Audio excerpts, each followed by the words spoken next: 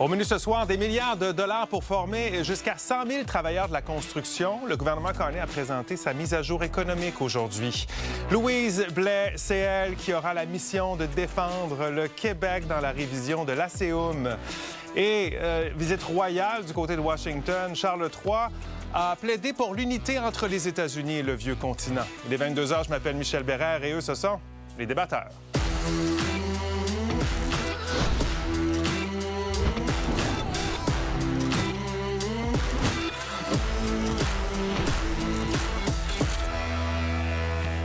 Autour de la table ce soir, on a François, Jacinthe, Déborah et Alain. Bonsoir à vous quatre. Les mots de l'actualité ce soir, tiens, on a pris la suggestion de François et de Jacinthe. On va faire un duo ce soir. OPEP. L'OPEP, oui, parce que l'Union arabe... En fait, c'est l'Organisation des pays exportateurs de pétrole. Mais oui, là, exactement. Mais là, j'oublie. L'Arabie saoudite se retire le 1er mai, donc dans quelques jours, de l'OPEP. Ils ne veulent plus rien savoir d'être là. Le Qatar s'était retiré en 2019. Pourquoi? Parce qu'ils ont du pétrole à vendre. Ils ont fait des investissements, ils ont besoin d'argent, puis ils sont tannés de ce cartel-là. Donc, c'est quand même une grosse nouvelle. Et ça va changer quoi pour eux? C'est les Émirats arabes unis, en fait, qui se retirent de l'OPEP. Oui. Donc, le rôle de l'OPEP, c'est de limiter la production pour avoir un meilleur contrôle sur les prix. Donc, quand un grand producteur se retire de cette organisation, de l'OPEP, ça crée en sorte que le cartel ou l'organisation des pays exportateurs de pétrole a moins le contrôle sur les prix. Donc, ça fait un lien aussi avec le thème d'aujourd'hui. Oui. Sur la gestion des prix. Oui, la question des prix, la gestion de l'offre, ça sera ça le débat de 22 h 30. On parle d'économie également parce que aujourd'hui, on a eu de bonnes nouvelles quand même à Ottawa. Cet après-midi, le gouvernement Carney a présenté sa mise à jour économique. C'est pas un budget, mais une mise à jour. Le déficit est moins élevé que prévu, malgré l'incertitude liée, entre autres, à la guerre au Moyen-Orient et aux tensions commerciales avec les États-Unis. Reste que bien des gens au pays peinent en ce moment à joindre les deux bouts. Et pour soulager un peu leur portefeuille, les mesures annoncées sont modestes. Reportage d'Étienne Fortin-Gauthier.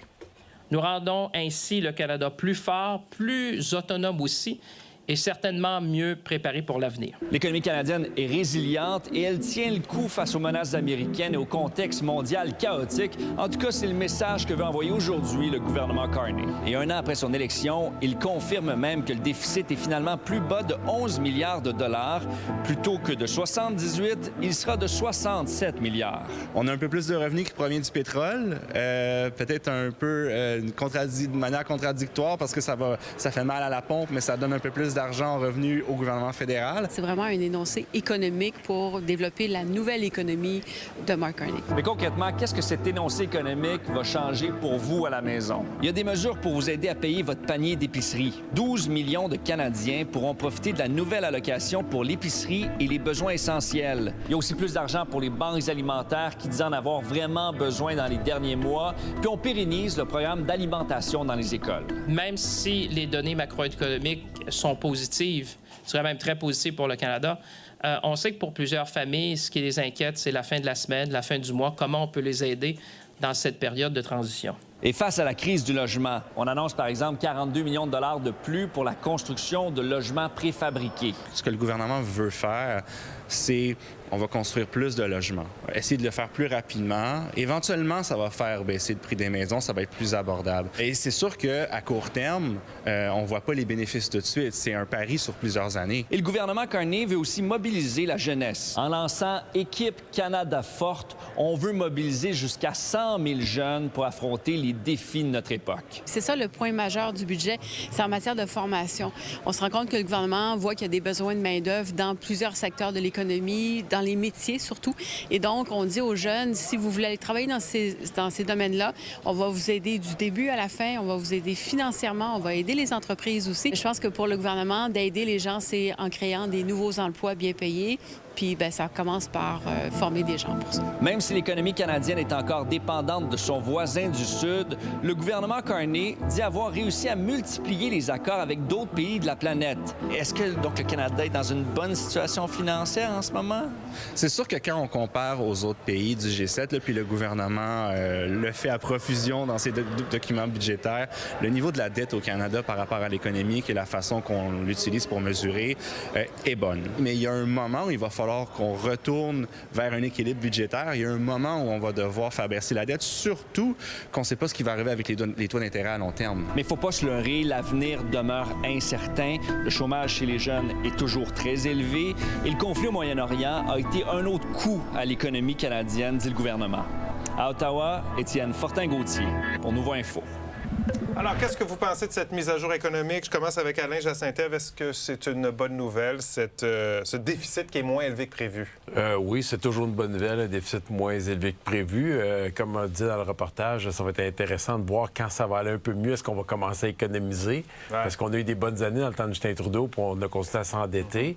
Mais bon, une bonne nouvelle présentement. Oui, bonne nouvelle aussi. Bonne nouvelle, mais il faut quand même être lucide. Ce déficit moins élevé que prévu est lié à une hausse de revenus, pas un gouvernement qui a mieux dépensé ou qui a mieux géré, c'est juste qu'il y a eu plus de revenus que prévu. Et aussi, l'ASEUM fait en sorte qu'on a ce bouclier commercial, l'entente Canada-États-Unis-Mexique, qui nous permet d'exporter toujours à l'abri des tarifs. Donc, ça a eu moins d'impact que prévu. Bon, François, est-ce que tu trouves que le gouvernement fait bien de s'attaquer à la pénurie de métiers, là, entre autres dans la construction? Bien, il faut falloir qu'ils regardent ce qui se passe au Québec puis dans le reste du Canada. Parce que si on regarde la construction, le prix des condos, des habitations dans le reste du Canada est de moins 20 moins 26 Il y a des condos, des appartements de libre à Toronto en profusion. Ici, on n'en a pas parce que les villes ont presque refusé d'émettre des permis de construction. Donc, je trouve ça un peu paradoxal.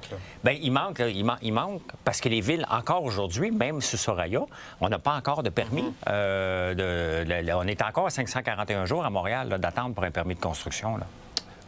Déborah, nouvelle mesure pour aider avec l'inflation. Est-ce que ça cible les bonnes personnes?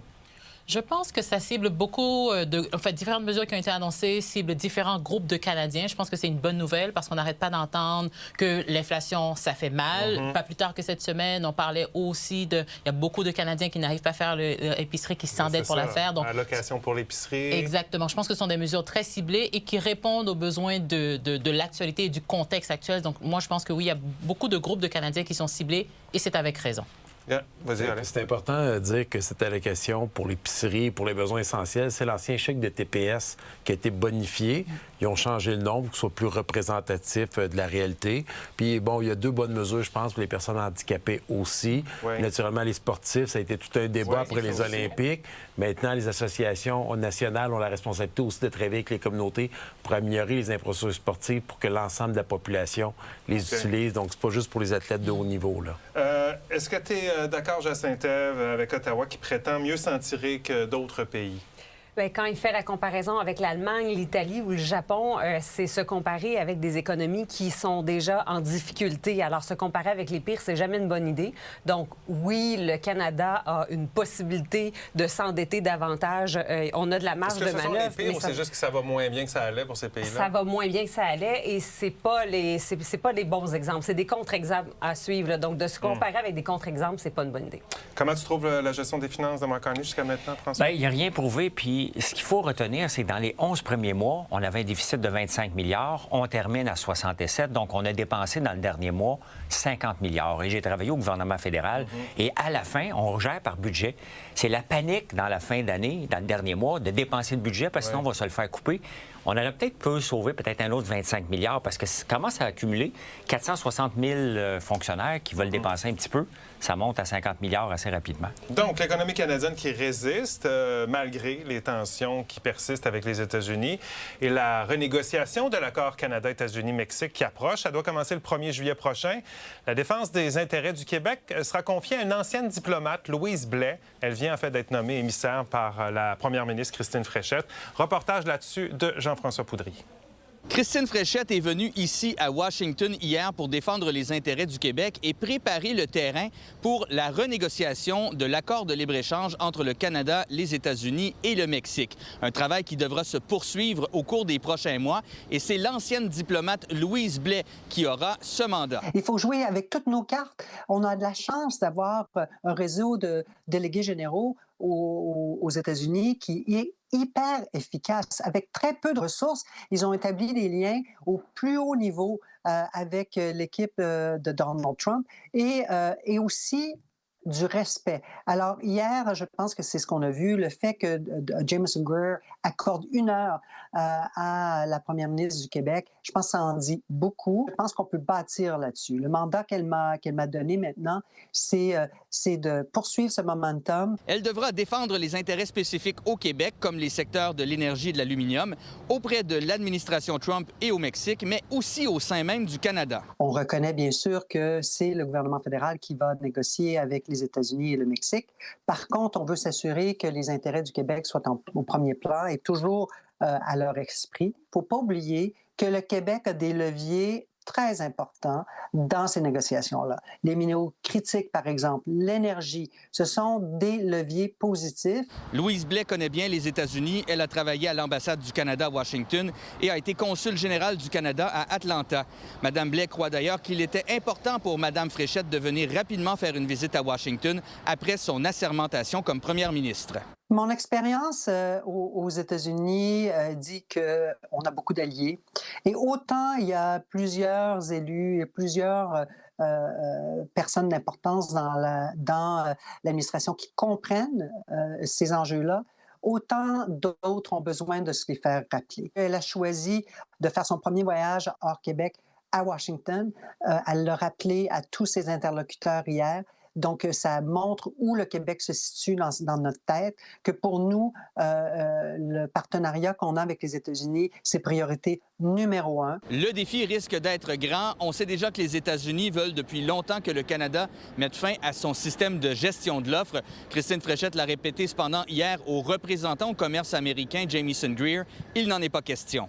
À Washington, Jean-François Poudrier pour Nouveau Info.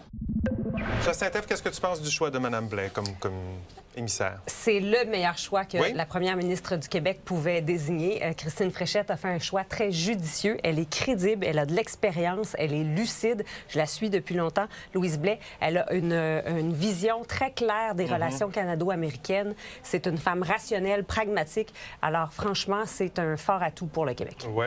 Déborah, quel message qu'envoie le gouvernement, selon toi, là, en choisissant une diplomate de carrière comme ça? 2 choses. Déjà, juste le moment de la décision. Je pense que c'est une décision, une nomination qui est arrivée très rapidement. Donc, moi, je trouve ça, c'est très positif. Donc, tout de suite après la visite de Christine Fréchette à Washington, mais aussi le fait de choisir une diplomate ou peut-être pas, par exemple, un ancien politicien ou une économiste, ça envoie aussi le message qu'on a besoin de quelqu'un pour travailler dans les coulisses. Donc, de cette notion de soft power un peu, d'aller influencer beaucoup d'alliés ou de personnes qui ne sont pas alliés, qui sont aux États-Unis, pour faire en sorte de pousser la voix, faire rayonner beaucoup plus le Québec, même si, Jacinthe le disait, je reconnais la lucidité de Mme Blais aussi. C'est le Canada, donc le fédéral, qui va prendre les décisions, mais avoir une visibilité pour le Québec, c'est très important. C'est accord Canada-États-Unis-Mexique. Il n'y a pas le mot Québec là-dedans. Là. Est-ce que vous croyez en l'utilité d'une émissaire comme ça pour cette renégociation-là? Tout à fait, parce que Christine Fréchette a plein d'autres dossiers, là, des yeux et des oreilles pour travailler ce dossier-là, l'informer, influencer. Puis avec le comité que Mark Carney a nommé, dans lequel il y a des Québécois, je pense que ça va être une belle opportunité pour elle de passer le message. François? Moi, je ne sais pas quelle place qu'elle peut jouer puis quel rôle qu'elle peut jouer parce que ce sont les lobbies qui sont très forts au point de vue d'Ottawa. Ce sont le comité consultatif. On a les négociateurs en chef, entre autres. Ça en fait beaucoup de gens. Puis à un moment donné, dans une négociation, le moins de bruit que tu peux aller faire... Tu sais, Christine Fréchette a dit, moi, je veux rien savoir, tu touches à la gestion de l'offre. Mais elle n'a pas grand mot là-dessus. Bon, et parmi les intérêts que l'émissaire québécoise, Louise Blais, devra défendre face aux Américains, il y a la gestion de l'offre, on vous en parlait en début d'émission, un système qui permet de stabiliser les prix, notamment des produits laitiers, des œufs, mais aussi de protéger les agriculteurs. Mais c'est un mécanisme qui déplaît beaucoup aux États-Unis et ça risque d'occuper une grande partie des discussions lors de la révision de la CEUM. Alors, on vous demande, est-ce que le Canada doit carrément abandonner la gestion de l'offre, selon vous? C'est la question du débat de 22h30. Allez y répondre, commentez également. Également, plus tard à l'émission, le service de police de Laval a une nouvelle chef. On vous présente son parcours particulier un peu plus tard.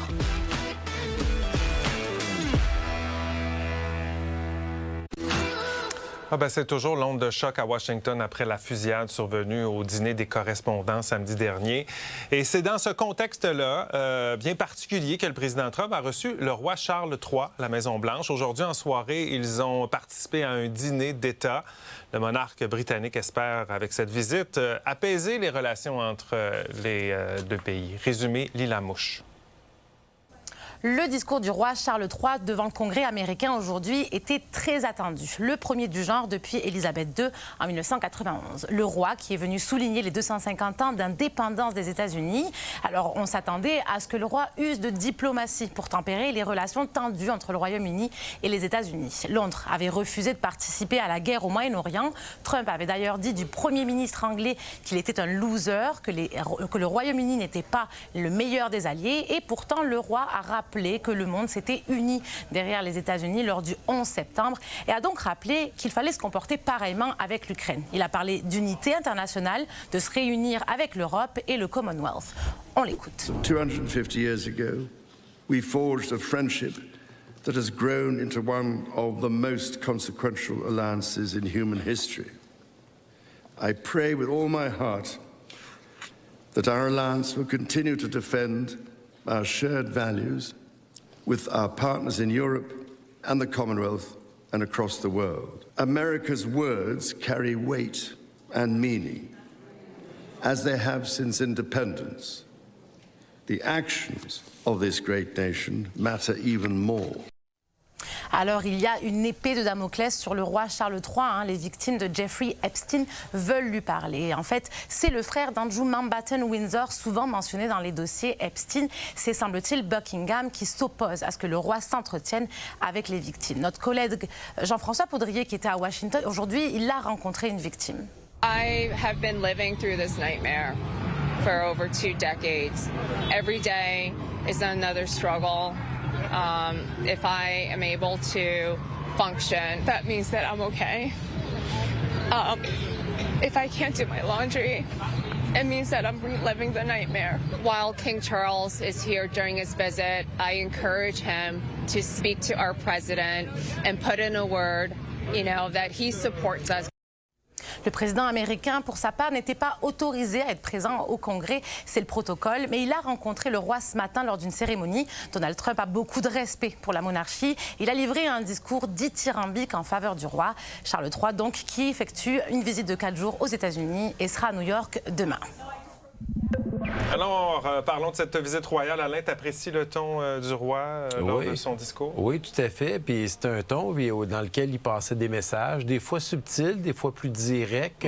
Mais le message global, c'était de dire aux Américains et à Donald Trump, de façon plus subtile dans son cas, qu'on avait tout intérêt à travailler ensemble les alliés au lieu que les États-Unis s'isolent contre le reste du monde. Là. Jacinta, est-ce que tu crois que sa visite va avoir un effet d'adoucir un peu les relations entre les États-Unis et le Royaume-Uni? C'était probablement le principal objectif, d'attendrir les relations, puisque le premier ministre du Royaume-Uni, Keir Starmer, et Donald Trump n'ont pas particulièrement des affinités et la relation n'est pas optimale.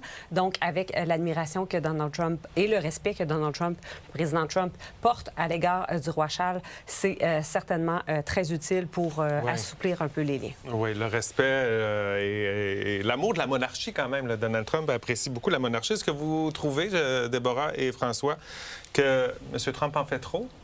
Je pense qu'il en a fait trop. Après, c'est peut-être parce que je compare beaucoup à la visite du roi Charles ici au Canada qui s'est faite bien évidemment dans un autre contexte. On n'a pas eu les coups de canon, on n'a pas eu tout cet attirail, j'ai envie de dire, de démonstration excessive, comme on a vu dans le cas de sa visite à Washington aujourd'hui. Donc oui, je pense que c'est excessif, comme le personnage Trump, mais en même temps, il a une fascination pour la monarchie, donc c'est peut-être ce qui explique cela. Bien, c'est Donald Trump. Hein? Donald Trump, si tu regardes partout, il aime la dorure, il aime le flafla. Fait que c'est sûr qu'il va impressionner. Il a l'air d'une groupie. Tu le vois se promener, là, puis il a l'air vraiment groupie en disant « Regarde ce que je fais, moi, t'es-tu fier? » Il a l'air peut-être lui aussi être roi. Bien, pour une fois, on a l'impression que Donald Trump le regarde comme un père, presque. Intéressant. Même s'il est plus jeune. Notre sondage express en ce mardi, ça porte un peu sur cette visite. Est-ce que vous croyez que le roi Charles peut avoir une influence sur Donald Trump? Allez répondre à la question pendant la pause. On aura les résultats au retour. Et si vous avez envie de commenter une nouvelle ou nous suggérer une idée de débat, écrivez-moi.